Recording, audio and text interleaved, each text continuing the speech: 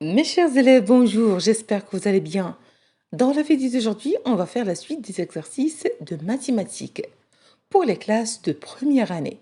Les exercices 4, 5, 6 et 7, 8, 9 et 10, page 13.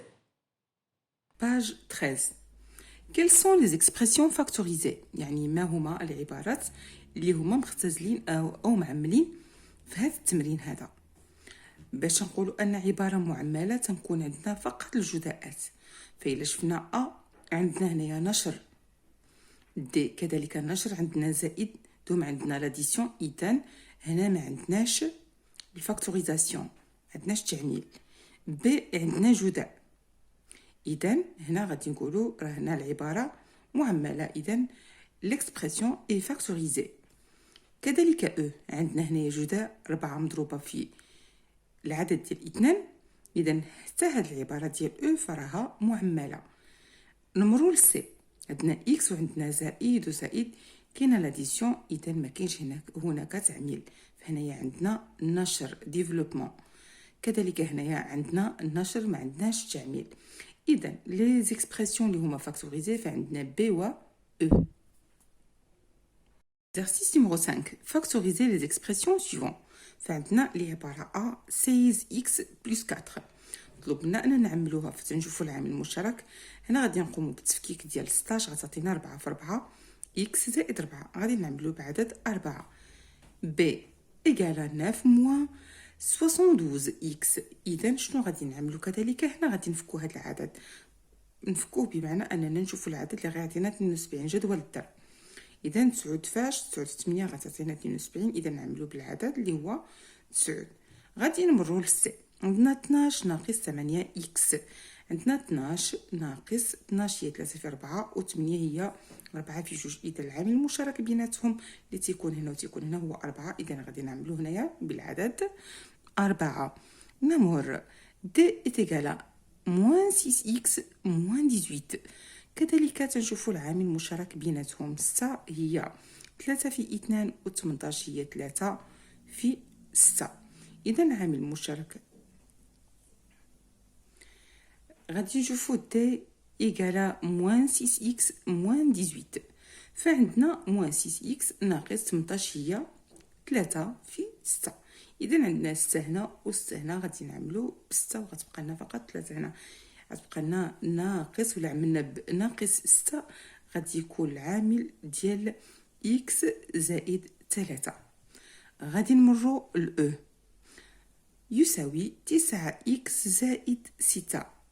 فنشوفوا العامل كذلك المشترك ما بيناتهم، 9 تساوي 3 في 3 و 6 هي 3 في 2، إذن العامل المشترك بيناتهم وهو الرقم 3 غادي نعملو به. نمر إلى اف يساوي 42 ناقص 14 إكس. إذن غنشوفوا العدد اللي تيعطينا 42 هو 7 في 6 ناقص 14 هي 7 في 2، إذن غادي نعملو برقم 7. نمر سادسا ديفلوبي لي زيكسبرسيون سويفون. كذلك حنا مازال فاش لا هنا مرينا لاش النشر. باش غادي ننشرو لدينا تساوي 3 عامل لإكس زائد 6. تنضربو هذا العدد هذا في إكس ونزيد نديرو زائد ونضربو 3 في 6. نمر إلى بي يساوي 5 عامل ل6 ناقص إكراك، نضربو 5 في 6 ونديرو الإشارة ناقص وندربو 5 في إكراك. سي يساوي ناقص 7 عامل 2 زد موان 3. كذلك غنضربو هذا العدد اللي هو سالب في 2 زد ونديرو ناقص وندربو هذا العدد اللي هو سالب في 3. نمر إلى دي يساوي ناقص 8 عامل لناقص 5 ناقص 3. غادي نشرو ناقص 8 نضربوها في ناقص 5 ونديرو ناقص وندربو ناقص 8 في 3. كذلك عندنا هي 6 تنضربوها في 4 و 6 كذلك نضربوها في ناقص 9. بالنسبة لأف ناقص 12 في ناقص 5 زائد 3 نضربو ناقص 12 في ناقص 5 ونزيدو ناقص 12 في 3. غادي نمرو الإجابة على التمارين 3 4 5 يعني وهي مكتوبة. الإجابة ديال l'exercice numéro 4 page 13. Les expressions factorisées sont B et E، يعني العبارات اللي هما معملين وعندنا العبارة B والعبارة E. Nommons l'exercice numéro 5. Correction de l'exercice numéro 5. العبارة ديال A est égal à 16x plus 4.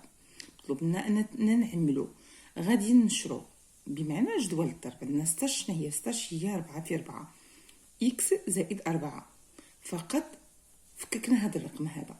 إذا شنو هو العامل المشترك؟ هو هذا اللي مدورين عليه بالأحمر، تيتعاود هنا وتيتعاود هنا. إذا غادي نعملو به، هذا هو التعميل. تنحطو 4 وتنفتحو قوس. شنو بقى لنا؟ بقى لنا 4x زائد 1. إذا 4x زائد 1، فهذا هو التعميل ديال العبارة A. 16x زائد 4 تعطينا 4 عامل ديال 4x زائد 1. نمر إلى B. B égale à 9 moins 72x. كذلك تنقوم بالتفكيك ديال العدد ديال 72. 72 وهي 9 في 8. إذا ظهر لنا العامل المشترك. عندنا 9 في الأول وعندنا 9 في الثاني. إذا هذا هو العدد اللي غادي نعملو به. هذا هو العامل المشترك ما بين هذين العددين. قمنا بالتعميل بعد 9. شنو بقى لنا؟ بقى لنا 1 ناقص 8x. 1 ناقص 8x. إذا هذا هو التعميل ديال العبارة B. B 9 ناقص 72x تساوي 9 عامل لواحد ناقص 8x. نمر إلى العبارة C. C égale 12 moins 8x. فكذلك مطلوب لنا التعميل. غادي نفكو العدد 12. 12 هو 4 في 3، ونفكو كذلك الرقم 8 هو 4 في 2. إذا ظهر لنا العامل المشترك اللي هو 4. غادي نعملو به. إذا عملنا ب4 غيبقاو لنا 3 ناقص 2x. 3 ناقص 2x. إذا العبارة سي 12 ناقص 8x التعميل ديالها هو 4 عامل 3 ناقص 2x. نمر إلى D. D égale moins 6x moins 18. كذلك شنو غادي نعملو هنايا؟ فإلا لاحظتوا أن 6 من المضاعفات ديال 8. عندنا moins 6x moins 18. 18 هي 6 في 3. إذا ظهر لنا العامل المشترك هو 6. إذا غادي نعملو به. شنو بقى في هذا الجنب هذا؟ بقى لنا ناقص x ناقص 1x أو ناقص x ناقص 3 ناقص 3. إذا فالتعميل ديال العبارة دي ناقص 6x ناقص 18 هو ناقص 6 عامل لواحد x زائد 3، وبيان تنقولو ناقص 6 عامل لx زائد 3. عندنا العبارة E تساوي 9x زائد 6. كذلك في التعميل غادي نفكو هاد العدد ونفكو هاد العدد. 9 هي 3 في 3 x و6 هي 3 في 2. إذا ظهر لنا العامل المشترك هو 3. غادي نعملو به. شنو غيبقى لنا؟ بقى لنا 3x زائد 2. إذا هذا هو التعميل ديال العبارة E. 9x زائد 6 تساوي 3 عامل ل 3x زائد 2. نمر للF. عندنا العبارة F égale 42 moins 14x. كذلك غادي نقومو بالتفكيك ديال 48 هي 7 في 6 و14 هي 7 في 2. ظهر لينا العامل المشترك اللي هو 7. غادي نعملو به. فإلا لاحظتوا عندنا 7 في 6 ناقص 7 في 2 x، و6 كذلك إلا يفككناها عطاتنا هي 3 في 2. إذا إلا لاحظتوا في الجزء الأول شنو هما الأعداد اللي عندنا 7 و 2، وهما كذلك اللي تتعاودونا في الجزء الثاني. إذا 7 في 2 عطاتنا 14، و7 في 2 14. إذا غادي نعملو ب 14. شنو غيبقى لنا؟ غتبقى لنا فقط 3 في الجزء الأول موا x 3 ناقص x. إذا هذا هو التعميل ديال العبارة F 42 ناقص 14 x.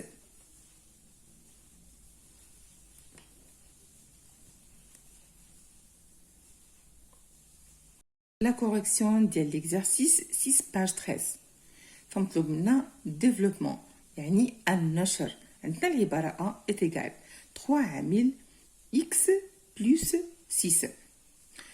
فغادي نشرو نضربو 3 في إكس تعطينا 3 إكس، ونضربو 3 في 6 عطاتينا 18. هنا الإشارة موجبة ما تتأثرش. إذن النشر ديال العبارة هو 3 إكس زائد 18. نمر إلى العبارة ب. 5 عامل لستة ناقص إكراك. فقط نضرب الطرف الأول في 6 وكذلك نضربها الطرف في ناقص إكراك.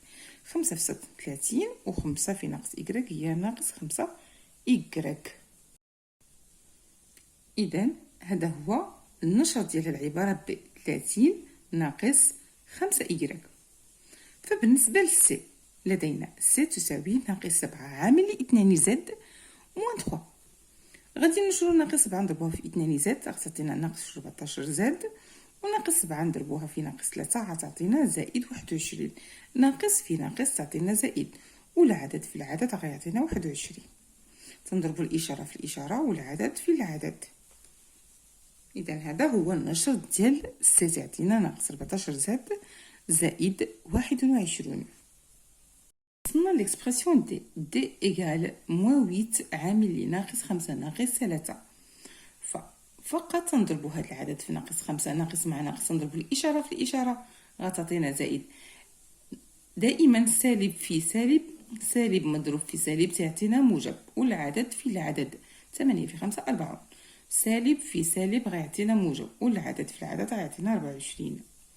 إذن المجموع ديال هذين العددين غيعطينا القيمة ديال 64. نمر إلى أو. فبالنسبة لأو تساوي لنا 6 عامل ل4 ناقص 9. غادي نضربو موجب في موجب غيبقى موجب، والعدد في العدد هو 24. كذلك موجب في سالب سالب، دائما الإشارة إذا كانوا إشارتين مختلفتين تتغلب الإشارة ناقص. موجب مضروب في سالب تعطينا سالب، وعدد في عدد تعطينا 54. إذا إلا شدينا هذا العدد نقصناه من هذا العدد غيعطينا. فإلا لاحظتوا 24 ناقص 54 ميمكنش، امبوسيبل. علاش؟ حيت هاد 24 العدد صغير. إذا تناخدو إشارة أكبر عدد اللي هو 54، تنحطو الإشارة ديالو ونقوم بعملية الطرح اللي هي عادية كيف ما تقوم بها في العادي. فكيف ما قلت لكم 24 ناقص 54 فلا يمكن. علاش؟ لأن 24 عدد صغير.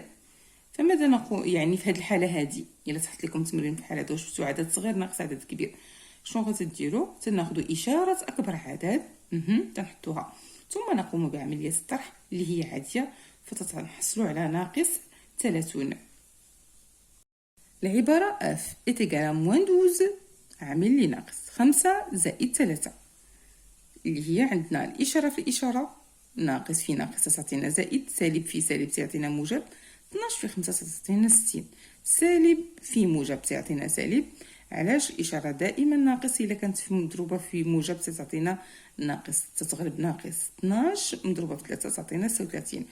إذا غادي نقوموا بعملية الطرح العادية. علاش؟ عندنا العدد كبير ناقص العدد الصغير عطينا الرقم ديال 24.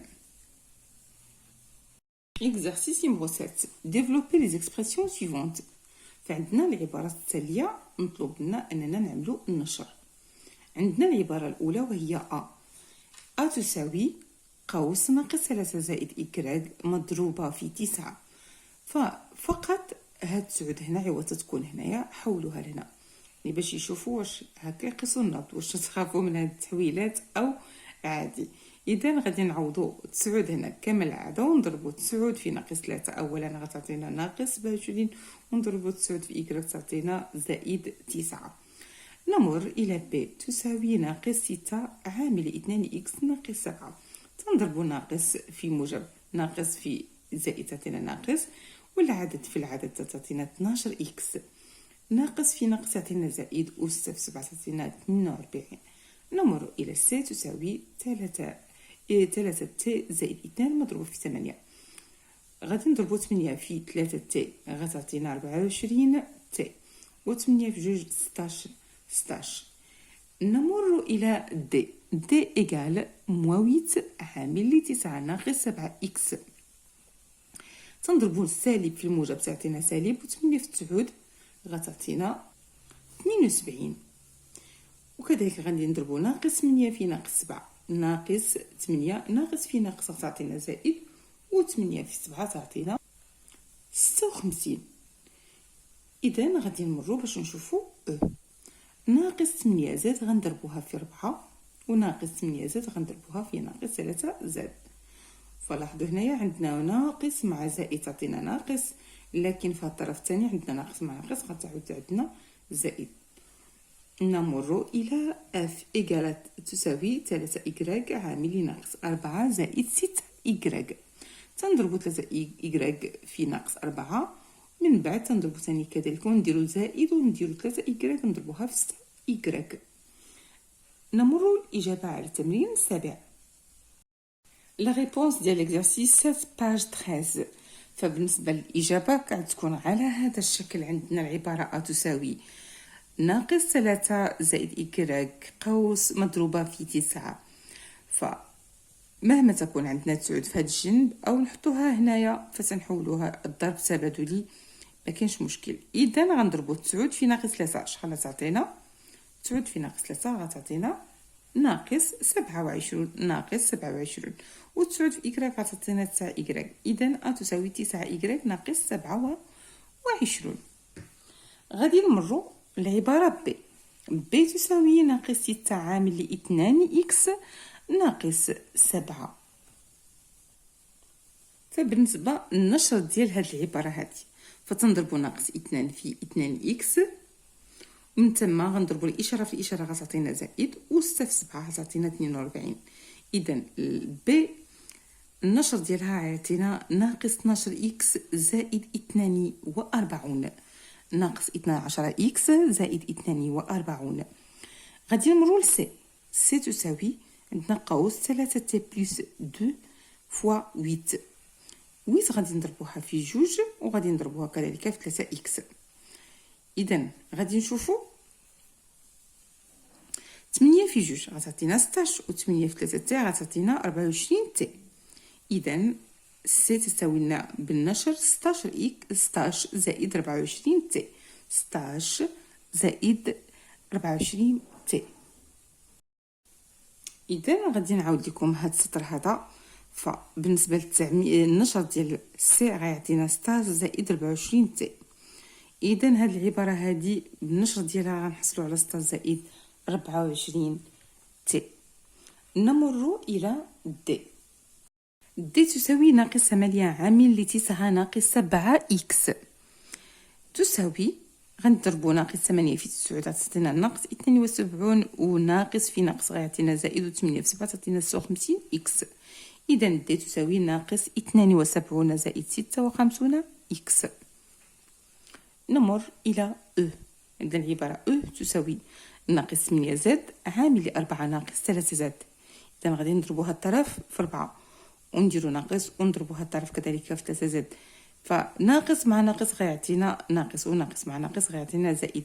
إذا 8 في 4 تعطينا 32 زاد، و8 في 3 24 زاد أس 2 زاد في زاد أس 2. إذا عندنا اف تساوي 3 إكراك عامل ناقص 4 زائد 6 إكراك. فبالنسبة للنشر ديال هاد العبارة هادي وهي 3 إكراك غنضربوها في ناقص 4 غتعطينا ناقص 12 إكراك.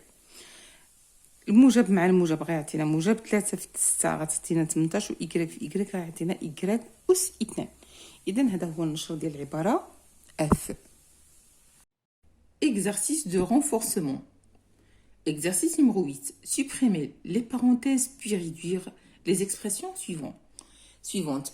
فعندنا هاد العبارات هادو فمطلوب منا أننا نزولو الأقواس ونبسطو. عندنا la première expression a est égal à 5 plus entre parenthèses 2x plus 3. مطلوب منا أننا نزولو لي بارونتيز. باش نحيدو لي بارونتيز عندنا زائد، فزائد دائما ملي تكون عندنا زائد قبل الاقواس فما تتاثرش، يعني ما تنغيرو حتى شي. اذا غادي نحطو 5 زائد 2 اكس زائد 3. ما غاديش تاثر لنا هاد العمليه بالمره. علاش؟ الاشاره زائد ما تتاثرش، فحال اللي كاينه فحال اللي ما كايناش. المشكل اللي تيكون عندنا الوقت اللي تكون عندنا ناقص ناخذوا الحذر ديالنا. نمر الى بي. عندنا كذلك ب تساوي 5x ناقص عامل 3 ناقص 4x.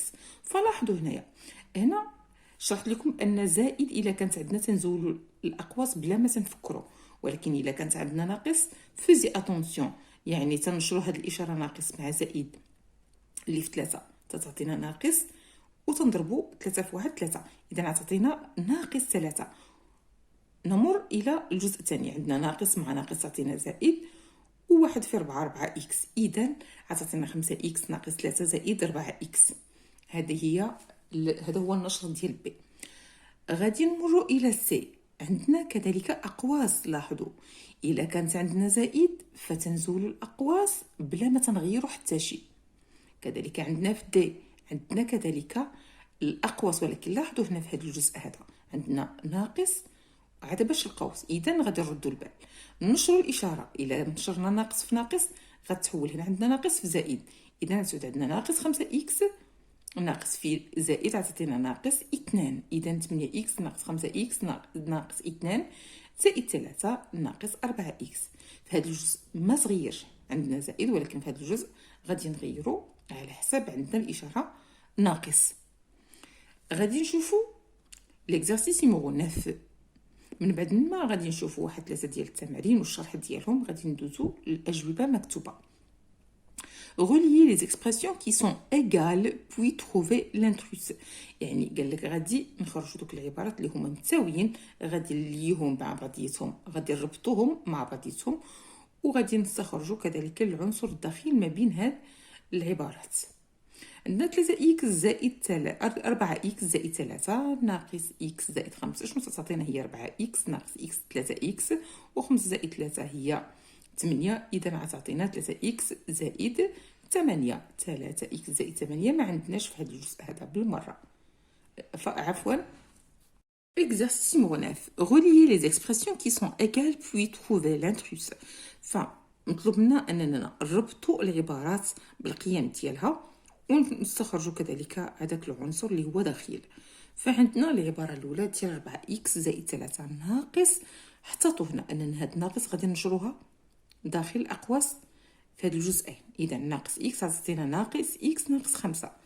4 اكس زائد 3 ناقص اكس ناقص زائد ناقص 5 غتعطينا هي 4 اكس مع ناقص اكس غتعطينا 3 اكس، و3 ناقص 5 هي ناقص 2.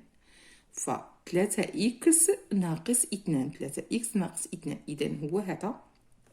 غادي نربطو هادي بهادي. بالنسبة إكس ناقص 3 ناقص 4 إكس، 7 إكس نقصو منها 4 إكس غتعطينا 3 إكس ناقص 3 ناقص 3، إذا 3 إكس ناقص 3 غتعطينا هادي، إذا غادي نمرو هادي لهادي.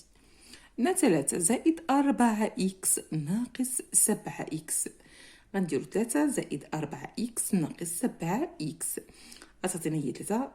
4 إكس ناقص 7 إكس غتعطينا هي ناقص 3 إكس، إذا غتعطينا 3 ناقص 3 إكس غادي نبليوها مع هادي. 6 إكس ناقص 3 ناقص 3 إكس، ناقص مع ناقص غتعطينا زائد 6. إذا عندنا 6 إكس ناقص 3 إكس غتعطينا هي 3 إكس، وناقص 3 زائد 6 غتعطينا هي 3. إذا غنحصلوا على 3 إكس زائد 3.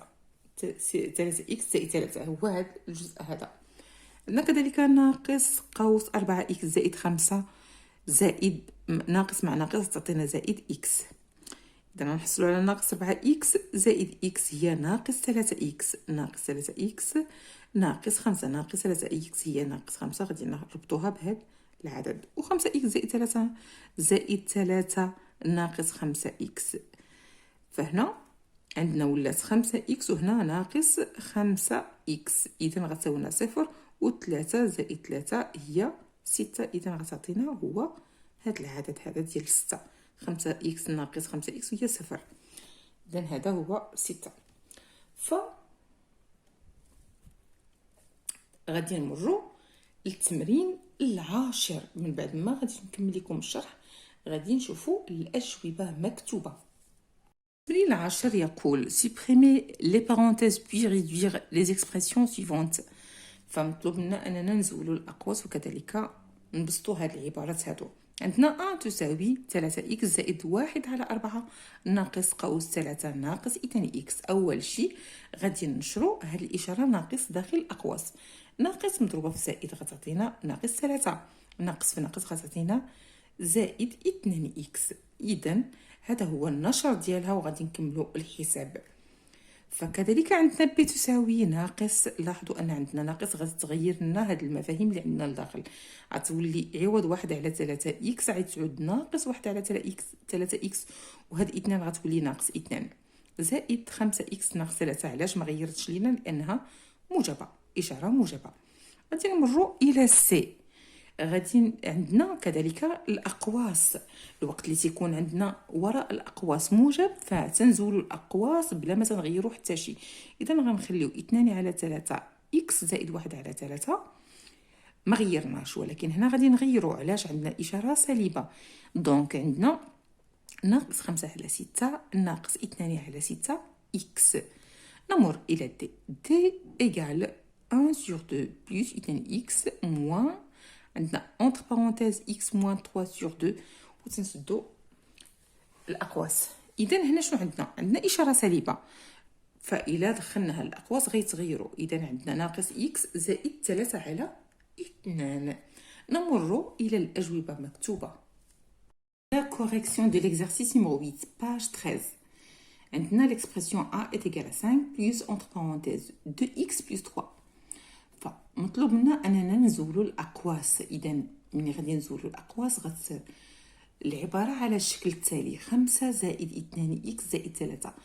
مادام عندنا اشاره موجبه اذا ما غاديش يتغير عندنا هاد ليكسبرسيون، فقط تنزولوا الاقواس وتنكتبوا داخل الاقواس تنزلوه. 5 زائد 2 زائد 3 تنجمعوا المعالم في جهه والمجاهيل في جهه. المعالم عندنا 5 زائد 3 تعطينا 8 زائد 2 فهذا هو النشر ديال هاد العبارات ديال A. نمر إلى B.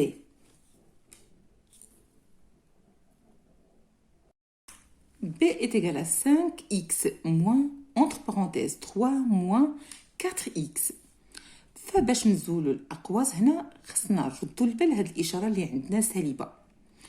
الوقت اللي تكون عندنا اشاره موجبه ما تنخافوش نزولوا فقط الاقواس وتنحطوا اللي داخل الاقواس. لكن لما تكون عندنا واحد الاشاره سالبه فتردوا البال. 5 تنحطوها كما هي. عندنا ناقص مضروبه في زائد تعطينا ناقص وتنحطوا العدد. هنا عندنا ناقص في ناقص يعطينا زائد، وهنايا بحال عندنا واحد تنضربوا في 4 هو 4 اذا غادي دابا المرحله الثانيه وهي اننا تنديو المجاهيل في جهه والمعالم في جهه. 5 قربنا عندها 4 عطاتنا 9 ناقص 3. اذا بي هو 9 ناقص 3. فبالنسبه لسي عندنا العبارات ديال عندنا اقواس 4 زائد 2 زائد اقواس ناقص 6 ناقص 2. اول شيء تردوا البال يعني وراء الاقواس شنو عندنا هنايا اشاره موجبه وهنا عندنا كذلك اشاره موجبه. اذا غادي نزولوا الاقواس وتنزلوا ما داخل الاقواس بدون تغيير. يعني غنحطوا هاد العبارات ديال سي كما هي، فقط تنزولوا الاقواس. المرحله الثانيه وهي اننا سنقوم بجمع المجاهيل في جهه والمعالم في جهه. المجاهيل اللي عندنا 4 ناقص 6 تنحطوهم حدا بعضيتهم وتنديروا المعالم في جهه وهي 2 ناقص 2. 2 ناقص 2 تعطينا 0 و4 ناقص 6 تعطينا ناقص 2 اذا سي تساوي لنا ناقص 2 سي تساوي ناقص 2 عندنا l'expression D égale 8x moins entre parenthèses 5x plus 2 plus entre parenthèses 3 moins 4x. طلبنا كذلك نزولوا الأقواس بكل بساطة. تردوا البال عندنا زائد ما تنغيروش. إذا هذه العبارة ولا هذه الأرقام اللي داخل الأقواس سيتحطوا كما هما 3 ناقص 4 ولكن هنا ردوا البال تنحطوا 8 ناقص. عندنا سالب مع موجب تيولي سالب، سالب مع موجب سالب. عندنا الإشارة زائد تنحطو داخل الأقواس كما هو 3 ناقص 4 إكس. المرحلة الثانية الموالية، وهي أننا تنديو المجاهيل في جهة والمعالم في جهة. المجاهيل اللي عندنا هما 8 إكس ناقص 5 إكس ناقص 4 إكس، والمعالم هما ناقص 2 و 3. إذا غنبداو نبسطو. عندنا 8 إكس ناقص 5 إكس وهي 3 إكس ناقص 4 إكس زائد 1، و 3 إكس ناقص 4 إكس هي ناقص إكس زائد 1. علاش ناقص إكس ماشي إكس؟ لأن إشارة أكبر عدد ماشي هو 3، هو 4. إشارته سالبة، إذا غتكون عندنا واحد الإشارة سالبة وتنقوم بعملية الطرح اللي هي عادية، تيعطينا ناقص إكس زائد 1.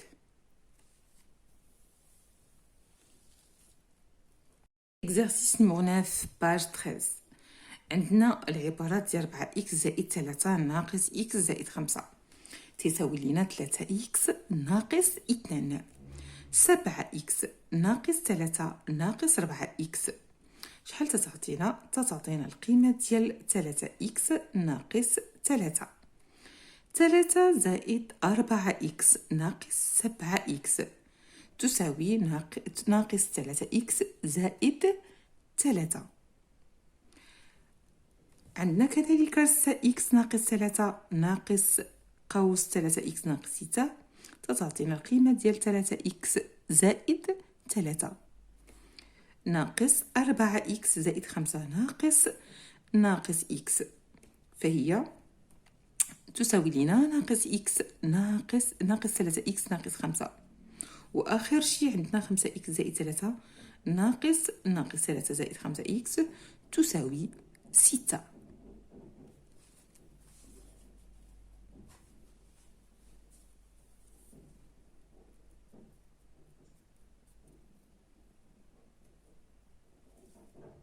Exercice numéro 10, page 13. عندنا l'expression A تساوي 3x زائد 1 على 4 ناقص 3 ناقص 2 إكس. تردوا البال هنايا علاش عندنا إشارة سالبة. إذا من تنجيو نشرو في هاد الطرفين بزوج، نضربو ناقص في 3 تعطينا ناقص 3 ونضربو ناقص في ناقص تعطينا زائد 2 إكس. ما بالنسبة لهاد الطرف تيبقى كما هو. غادي نديرو في هذه المرحله المواليه. خصنا نعرفوا المراحل اللي خصنا نتبعوا. المرحله المواليه هو اننا خصنا نجيبوا المجاهيل في جهه والمعالم في جهه. 3 إكس زائد 2 إكس تعطينا 5 إكس، 1 على 4 ناقص 3 تعطينا. تنقوموا بالتوحيد. اول شيء تنوحدوا تعطينا هي 1 على 4 ناقص 12 على 4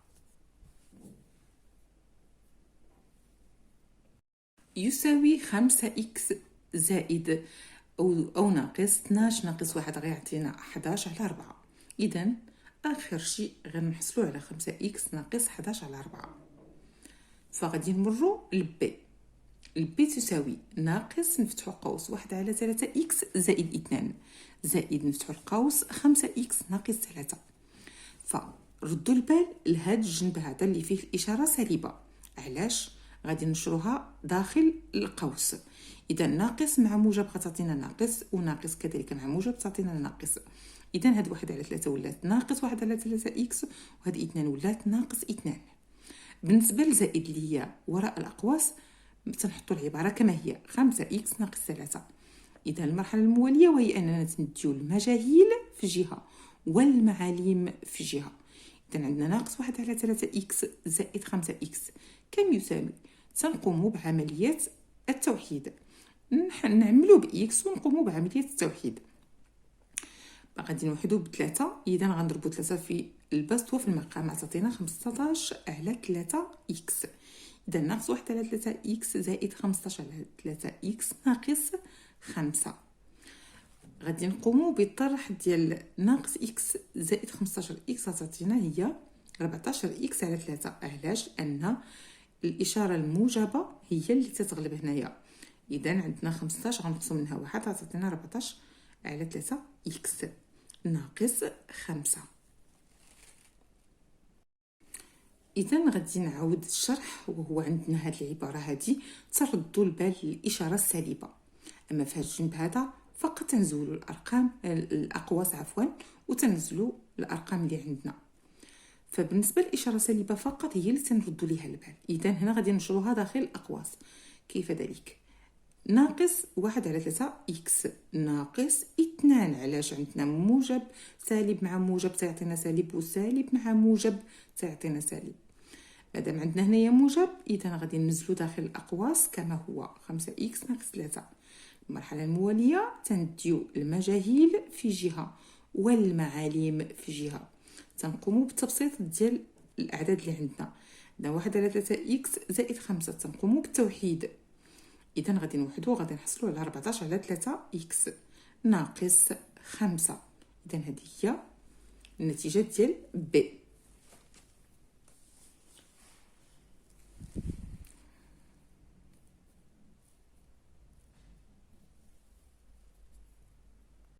L'expression C est égale, entre parenthèses, 2 sur 3 x plus 1 sur 3, moins, entre parenthèses, 5 sur 6 plus 2 sur 6 x. إذا لتبسيط هاد العبارة هادي فتردوا البال الإشارة اللي هي ناقص، فردوا البال وعاودوا ردوا البال. دو ما عندناش إشارة سالبة هنايا فتنزلوا تنسحبوا ولا نزولوا الأقواس وتنزلوا الأرقام اللي عندنا. إذا نحطوا 2 إكس 2/3 إكس زائد 1/3 بدون تغيير أي شيء. فعندنا هنا الإشارة ناقص. ردوا البال أننا غادي نغيروا ناقص. نردوا البال شنو عندنا داخل الأقواس، يعني ماشي تنجيو نغيروا، تنشوفوا شنو عندنا داخل الأقواس. إلا عندنا سالب مع موجب فتيبقى سالب، عندنا سالب مع موجب تيبقى سالب. إذا عندنا ناقص 5/6 ناقص 2/6 إكس. المرحلة الموالية اللي غادي نمشيو لها وهي أننا نديو المجاهيل في جهة والمعالم في جهة. إذا غادي نقومو بالتبسيط في هذه المرحلة الموالية. كذلك غنبداو في التبسيط. عندنا 4/6 إكس ناقص 2/6 إكس. هنا قمنا بالتوحيد باش نقومو بعملية الطرح. وهنا عندنا كذلك 2/6 ناقص 5/6. هنا غادي نقومو كذلك بالتبسيط. غتعطينا هنايا 2/6 إكس زائد مع ناقص غتعطينا ناقص 3/6. إذا على اش حصلنا؟ إذا غادي نحصلو على 2/6 إكس ناقص 3/6 يساوي كم؟ يساوي 2/6 وهي 1/3 إكس، وناقص 3/6 هي ناقص 1/2. فقط قمنا بعملية الاختزال، اختزلنا.